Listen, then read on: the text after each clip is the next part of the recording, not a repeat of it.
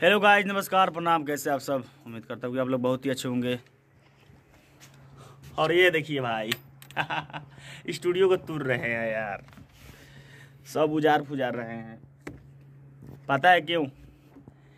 क्योंकि फिर से नए जगह पे एक धांसू स्टूडियो बना रहे हैं, इसलिए पुराने वाले को उखाड़ रहे हैं, क्योंकि ब्रांड बनाना है।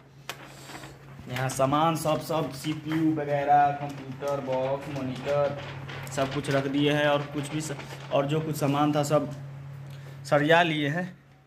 एक दो दिन में सब नया स्टूडियो बनाएंगे, फिर उसका वीडियो आप लोगों के पास शेयर करेंगे।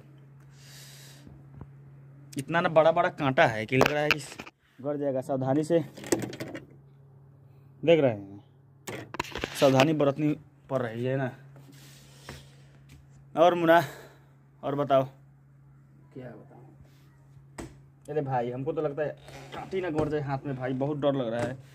इसलिए चप्पल पहन के आज आ गया हूँ भाई, क्योंकि गड़ जाएगा कुछ दी पर कांची। ये देखिए